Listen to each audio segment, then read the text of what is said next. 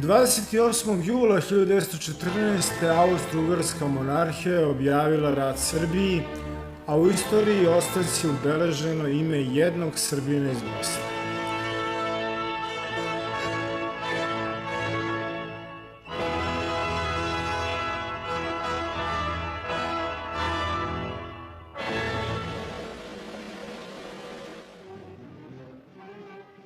Gavrilo Princip je rođen 13. jula 1894. godine u Obljaju kod Bosanskog Grahova, a umro je 28. aprila 1918. u češkom zatvoru Theresienstadt. Kao član tajne organizacije Mlada Bosna izvršio atentat na austro-ugarskog prestolonaslednika Franca Ferdinanda i njegovu suprugu Sofiju na 28. jun 1914. godine. Franc Ferdinand je došao u Sarajevo na čelu vojnih snaga koji su vršile manevre u okolini grada. Srpsko stanovništvo grada je njegovo pojavljivanje na čelu vojske doživljavalo kao provokativno, budući da se sve to odigravalo na Vidovdan. Austro-ugarske vlasti su u toku istrage došle do saznanja da je oružje korišćeno u atentatu doneseno iz Srbije. Iako sa ovim incidentom nisu bile povezane zvanične vlasti Kraljevine Srbije, već određeni ljudi na visokim položajima, pripadnici organizacije Ujedinjenje ili smrt ili Crna ruka, austro-ugarske vlasti su iskoristile novonastalu situaciju da upute ultimatum Srbiji. Srpske vlasti su odgovorile pozitivno na sve tačke ultimatuma, osim na jednu koja je zahtevala upućivanje austro-ugarskih istražnih organa unutar teritorije Kraljevine Srbije. Ovo su vlasti Austro-ugarske iskoristile da objave Srbiji rat koji je ubrzo eskalirao u Prvi svetski rat. Po prvobitnom planu atentata izvršilaca je bilo 6. Od tih 6, 4 nije uradilo ništa prilikom prvog prolaska carske kolone, prilikom koje je Nedeljko Čabrinović bombom promašio automobil u kome se nalazio Ferdinand, ali je lakše ranio pukovnika Eriha von Mericija i grofa Boswaldeka. Prilikom povratka kolone Gavrilo Princip je uspešno izvršio atentat. Na suđenju je ustanovljeno da atentatori nisu imali nameru da ubiju Sofiju Hotek. Oružje koje je Princip koristio bio je belgijski Fabrique Nationale M1910 poluautomatski pištolj kalibra 7,65 x 17 mm i navodno ga je pripadnicima Mlade Bosne uručio sam Dragutin Dimitrijević Apis. U vreme kada se dogodio atentat, Gavrilo Princip je bio suviše mlad za smrtnu kaznu, pa je osuđen na 20 godina zatvora gde je bio izložen mučenju. Grob Gavrila Principa se danas nalazi u kapeli Vidovdanskih heroja u Sarajevu. Auto, Gavrilov pištolj i okrvavljena uniforma Franca Ferdinanda nalaze se u Vojno-istorijskom muzeju u Beču.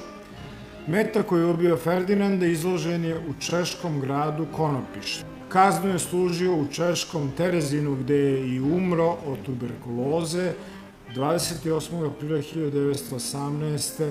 malo pred kraj Prvog svjetskog rata.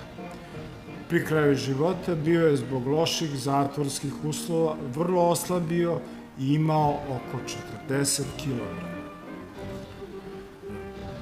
Atentat na austrijskog nadvojvodu Franca Ferdinanda je istorijski događaj kolosalnih posledica koji je bio uzrok Prvom svetskom ratu, raspadu Austro-ugarske monarhije, zatim stvaranju novih država, Čehoslovačke, Mađarske, Jugoslavije i povraćaju značajnih teritorija susednim državama koje su okupirale ili aneksirale Austro-ugarska i Turska. Bilo bi nepotpuno reći da je samo ubistvo Ferdinanda razlog Velikog rata, jer je postojao još čitav niz drugih razloga i planova velikih sila za rat.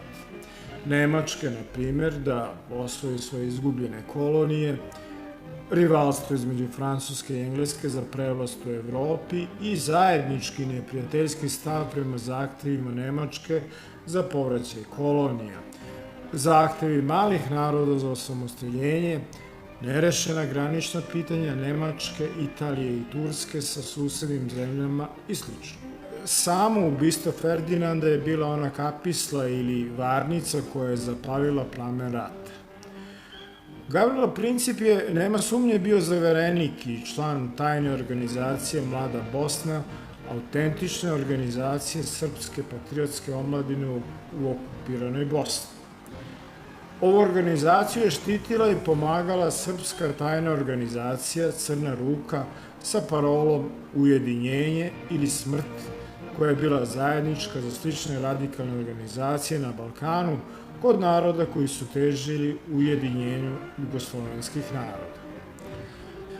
Tadašnji major srpske vojske na čelu zaverenika koji su ubili kralja Aleksandra Obrenovića i kraljicu Dragu, Dragutin Dimitrijević sa nadimkom Apis, bio je na čelu ove organizacije od osnivanja 1903. godine, zajedno sa oficirima Ciganovićem i Tankosićem. I pored dosta indicija i informacija o pripremi atentata, austrougarske vlasti nisu preduzele ništa ozbiljnije da ga preduprede. I sam nadvojvoda Franz Ferdinand, veoma vojnički odgojen, odličan sportista i mačevalac, u mladosti strastan lovac, inače brutalan i surov čovjek, nije se mnogo obazirao na informacije o mogućem atentatu. Na njega je godinu dana ranije takođe pokušan atentat u Parizu, bez posledica, ali ga njegova neomiljenost i ozbiljne pretnje nisu mnogo pogađale. Što se političkih stavova tiče, Ferdinand je bio jedan od većih srbomrzaca u dvojnoj monarhiji i učešće na prestojećim manevrima koje je organizovao general Poćorek na obali Drine. Za njega je bila sjajna prilika da izaziva srpske gegule, kako ih je u prevodu nazivao. Srbija je za njega bila zemlja bandita i jedino što je u njoj vredelo su, po njegovom kazivanju, bila lovišta divljih svinja o kojima su mu mnogi pričali. Dakle, radi likvidacije ovog čovjeka iz patriotskih razloga, grupa zaverenika se u Sarajevu 2 dana pre atentata uvećava još 3 koji su trebali da obezbede podršku glavnim atentatorima. Konačno, na Vidovdan 28. juna 1914. godine na putu kroz centar Sarajeva, iz hotela ka mesto održavanja svečane vojne smotre i početka manevara, atentatori pokušavaju da priđu koloni automobila, ali je zbog velike gužve samo Nedeljko Čabrinović uspeo da baci 2 bombe kojima je lakše ranio pukovnika Eriha von Mericija i grofa Boz Valdeka, ali promašio Ferdinanda, koji nije odustao od nastavka paradnog prolaza ulicama Sarajeva. Nešto kasnije, zahvaljujući grešci vozača koji je pogrešio maršrutu, Gavrilo Princip uspeva da priđe automobilu, skoči na papučicu i ispali 3 metka, od kojih jedan smrtonosno pogađa Ferdinanda, a drugi slučajno njegovu suprugu Sofiju, što inače nije bilo planirano. Ferdinand umire u roku od nekoliko minuta na putu do bolnice, a njegova supruga tokom pokušaja operacije u bolnici. Gavrilo Princip je odmah uhapšen, dok su u roku od par dana uhvaćena sva 6 atentatora. Nijedan od njih nije umro, iako su svi progutali kapsule cijankarija koji im je dat za slučaj da budu uhvaćeni, pa se pretpostavlja da je isti stajanjem ili na drugi način izgubio svojstvo. Svi su priznali učešće u zaveri, ali su poricali da su imali nameru da ubiju nadvojvodkinju Sofiju.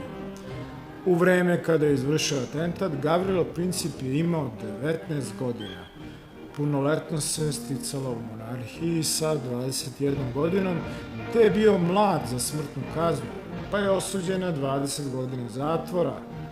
gde je inače bio izložen teškim mučenjima. Kaznu je služio u češkom zatvoru tvrđavi Terezinu, gde je umro u 25. godini od tuberkuloze 28. aprila 1918. godine, nešto pred kraj